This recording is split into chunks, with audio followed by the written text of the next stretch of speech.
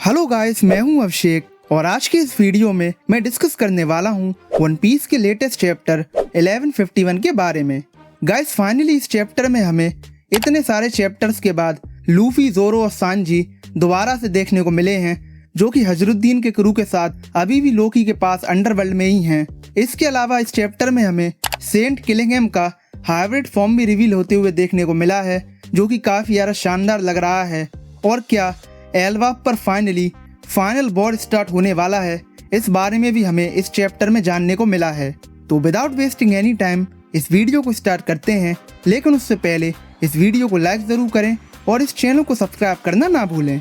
तो सबसे पहले इस चैप्टर की कवर स्टोरी की बात करें तो इस कवर स्टोरी में हमें यामातो हाकुमाई में सूमो टूर्नामेंट में compete करते हुए देखने को मिलती है, जहां वो उराशिमा के बड़े भाई योकोजुना सुकुने को आसानी से डिफीट कर देती है। इसके अलावा इस कवर स्टोरी में हमें कावामात्सु भी देखने को मिलता है, जो कि ऐसा स्पेक्टेटर यामातो के इस मैच को देख रहा होता है। इसके बाद अब बात करें इस चैप्टर की, तो इस चैप्टर की स्टार्टिंग वहीं से होती है जहां पर लास्ट चैप्टर एंड हुआ था, जहां पर डोरी और ब्रोगी को ईमू ने डीमंस में ट्रांसफॉर्म कर दिया था और जिसके बाद वो एल्डर जरुल को मारने के लिए जा रहे थे। और इस चैप्टर की स्टार्टिंग में हम देखते हैं कि काशी और बाकी अदर जायंट वॉरियर्स डोरी और ब्रोगी को रोकने की कोशिश तो करते हैं, लेकिन वो इसमें बिल्कुल भी कामयाब नहीं हो पाते हैं। इसके बाद हम आगे देखते हैं कि ईमू डोरी और ब्रोगी के आसपास वाले सारे जायंट्स को डोमी रिवर्सी के जरिए उन्हें भी डीमंस में कन्वर्ट कर देता है और देखते ही देखते वहां पर मौजूद बहुत सारे जायंट्स इन बड़े से डीमंस में ट्रांसफॉर्म हो जाते हैं। इसके बाद नेक्स्ट हमें रिप्ली देखने को मिलती है, जो कि बाकी जायंट्स के साथ कॉलन को बचाने के लिए जा रही होती है। और इसके नेक्स्ट पैनल में हम देखते हैं कि किलिंगहैम उन सारे किडनैप हुए बच्चों को दोबारा से सुला देता है और जिसके बाद वो इन बच्चों के बिगेस्ट फियर्स को हॉर्न ब्लो करके दोबारा से क्रिएट कर देता है और उन्हें दोबारा से नाइटमेयर वाले मॉन्स्टर्स में ट्रांसफॉर्म कर देता है। यहाँ पर हमें किलिंगहैम का फेस रिवील और उसका हाइब्रिड फॉर्म भी रिवील होते हुए देखने को मिलता है, जिसमें वो हमें काफी ज्यादा कोल्ड और मेनेसिंग देखने को मिलता है। इसके बाद नेक्स्ट हम नामी वाले ग्रुप को देखते हैं, जो कि एक दूसरे से डिस्कस कर रहे होते हैं कि एल्बाफ पर ये जो मॉन्स्टर थे अब वो और भी ज्यादा बढ़ चुके हैं। यहाँ हमें ऊसॉप का रिएक्शन भी देखने को मिलता है, जो कि डोरी और ब्रोगी को डीमोनिक फॉर्म में देखकर काफी ज्यादा इमोशनल होता है और वो चिल्लाकर आगे बोलता है कि how can you bear turning into something with no pride at all. इसके बाद नेक्स्ट हमें होली नाइट्स और ईमू की कन्वर्सेशन देखने को मिलती है, जहां पर किलिंगहैम और सॉमर्स ईमू से पूछते हैं कि माय लॉर्ड, हम एल्बाफ पर मचे इस केओस को और कितनी देर तक कंटिन्यू रखें। जो सिचुएशन है वो ऑलरेडी हमारे अंडर कंट्रोल है और ये जो नाइटमेयर्स हैं वो बने ही इसलिए हैं ताकि वो डिस्ट्रक्शन मचा सकें, और अगर हम इन नाइटमेयर्स को अभी नहीं रोकेंगे तो ये एल्बाफ पर सब कुछ डिस्ट्रॉय कर देंगे। इसके बाद ईमू गंको की पजेस्ट बॉडी में से बोलता है कि इन्हें तब तक कंटिन्यू रखो जब तक कि एल्बाफ की स्पिरिट पूरी तरीके से शैटर नहीं हो जाती है। इसके बाद वो आगे बोलता है कि अगर हेराल्ड ने उस क्रिटिकल आवर में ब्लंडर नहीं किया होता तो ये पूरा नेशन काफी पहले से ही मेरे राइटफुल डोमिनियन के अंदर होता। बाकी ईमू की इस बात को सुनकर मैं अब ऑलमोस्ट क्लियर हो चुका हूँ कि एक्चुअली में वो क्या रीजन रहा होगा जिसकी वजह से लोकी ने अपने फादर किंग हेराल्ड को मारा था, और क्यों सिर्फ लोकी और एल्डर जरुल ही उस बैटल में सरवाइव कर पाए थे।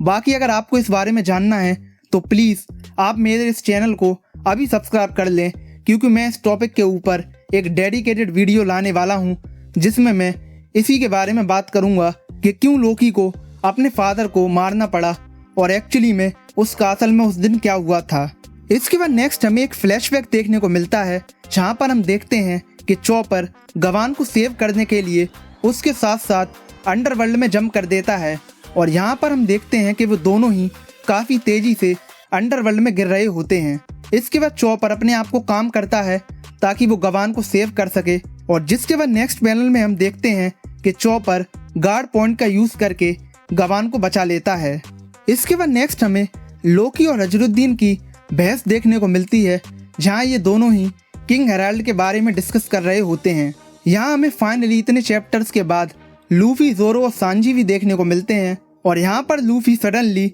चॉपर को सेंस कर लेता है कि वो अंडरवर्ल्ड में है और उसके साथ यहाँ पर कोई है। लेकिन लूफी इस बात से हैरान हो जाता है कि उसने कैसे गैस कर लिया कि जो ऊपर से गिरा है वो कोई और नहीं बल्कि चॉपर ही है। बाकी जैसा कि हम सब लोग जानते ही हैं कि लूफी के पास वॉइस ऑफ ऑल थिंग्स है, तो क्या पता उसने जाने अनजाने में इसका यूज़ कर लिया हो और उसे पता चल गया हो कि जो ऊपर से गिर रहा है वो कोई और नहीं बल्कि चॉपर ही है। इसके बाद नेक्स्ट हमें दोबारा से लोकी और मोसा की कन्वर्सेशन देखने को मिलती है, क्योंकि मोसा दोबारा से इस चैप्टर में लोकी को कॉल करता है। बाकी मैं आपको इनकी पूरी कन्वर्सेशन को डिटेल वाइज तो नहीं बताऊंगा क्योंकि वो बहुत ही ज़्यादा बड़ी कन्वर्सेशन है, लेकिन हाँ मैं जो क्रक्स है इनकी कन्वर्सेशन का वो आपको बताने की कोशिश करूंगा। तो जब मोसा लोकी से बात कर रहा होता है तो वो लोकी से बोलता है कि वो अब कुछ टाइम के लिए ट्रांसपोंडर स्नेल को यूज़ नहीं कर पाएगा। इसके बाद वो आगे लोकी से थैंक्स करता है कि उसने उससे इतने टाइम तक बात की, और वो उससे आगे बोलता है कि ये कन्वर्सेशंस उसके लिए काफ़ी ज़्यादा काल्मिंग एक्सपीरियंस थी। इसके बाद लोकी उससे बोलता है that nasty business didn't grow up again did it is that place. जिसके बाद मोसा उसे रोक देता है और वो उससे बोलता है don't worry about me, thank you for everything you done till now. और जिसके बाद मोसा इस कॉल को कट कर देता है।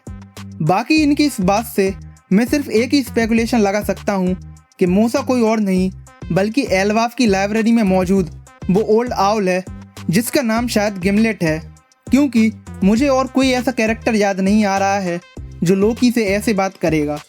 बाकी ऐसा भी हो सकता है कि ये कोई न्यू कैरेक्टर हो जिसके बारे में हमें कुछ भी आइडिया नहीं है और इसीलिए हम गैस नहीं कर पा रहे हैं कि एक्चुअली में मोसा है कौन। इसके बाद हजरुद्दीन गवान और चॉपर को लूफी और लोकी के पास ले जाता है और जहां वो गढ़ को देखकर बोलता है कि यासान काफ़ी ज़्यादा घायल हैं और उन्हें अभी ट्रीटमेंट की ज़रूरत है। इसके बाद नेक्स्ट लूफी बोलता है कि लगता है कि ये ओल्ड मैन एल्वाफ पर काफ़ी ज़्यादा पॉपुलर हैं। इसके बाद जब लूफी को पता चलता है कि ये ओल्ड मैन कोई और नहीं बल्कि स्कॉपर गवान है जो कि रॉजर पायरेट्स में थे, तो वो काफ़ी ज़्यादा हैरान हो जाता है। और इसके बाद जब हजरुद्दीन गवान के बारे में उसे आगे बताता है कि ही served as one of the pirate king's wing along dark king Rayleigh, और वो उनके क्रू में प्रोबेबली थर्ड स्ट्रॉन्गेस्ट मेंबर थे। आगे हजरुद्दीन की इस बात को सुनकर लूफी बोलता है कि इसका मतलब तो ये है कि ये शैंक्स को भी जानते होंगे। इसके बाद हमें एक काफ़ी यार फनी सीन देखने को मिलता है जहाँ पर गवान अचानक से अपनी उंगली दिखाकर बोलता है कि वो रॉजर के क्रू में सेकंड स्ट्रॉन्गेस्ट पर्सन था। बाकी जब मैंने इस चैप्टर को रीड किया था तो पर्सनली मुझे इस सीन पर काफ़ी ज़्यादा हंसी आई थी। इसके बाद चॉपर लूफी और वहाँ मौजूद सारे कैरेक्टर्स को एल्वाफ पर मचे केओस के बारे में बता देता है। और इसके बाद नेक्स्ट पैनल में हम देखते हैं कि यूं की कॉन्करर हाकी वाला ब्लास्ट दोबारा से होता है और वो अंडरवर्ल्ड तक जाता है, जहाँ पर उसे लूफी, लोकी और बाकी कैरेक्टर्स भी सेंस कर लेते हैं। इसके बाद इस चैप्टर के एंड में हम देखते हैं कि लूफी, लोकी और हजरुद्दीन तीनों के तीनों रेडी हो जाते हैं सर रियल में जाने के लिए, और जहाँ पर सबसे पहले लूफी बोलता है कि dates enough chopper, I got this. इसके बाद लोकी इस हाकी बस्ट को सुनकर काफ़ी ज़्यादा एक्साइटमेंट में हंसकर बोलता है कि you guys really will lead my power now, जिसका मतलब ये है कि हमें लोकी की पावर्स भी नेक्स्ट चैप्टर में रिवील होती हुई देखने को मिल सकती हैं। बाकी नेक्स्ट वीक ब्रेक है तो हमें लोकी की पावर्स को देखने के लिए और लूफी वर्सेस ईमू के मच अवेटेड फेस ऑफ को देखने के लिए भी अभी एक और वीक वेट करना होगा। बाकी आप लोग बताइए मुझे इस वीडियो के कमेंट सेक्शन में कि आप लोग कितने ज़्यादा एक्साइटेड हैं लूफी वर्सेस ईमू की फाइट को देखने के लिए, क्योंकि पर्सनली मैं तो काफ़ी ज़्यादा एक्साइटेड हूँ इस बैटल को देखने के लिए। इसके अलावा इस वीडियो को लाइक ज़रूर करें और इस चैनल को सब्सक्राइब करना ना भूलें। बाकी मैं मिलता हूँ आपको ऐसी और किसी वीडियो में, तब तक के लिए बाय बाय।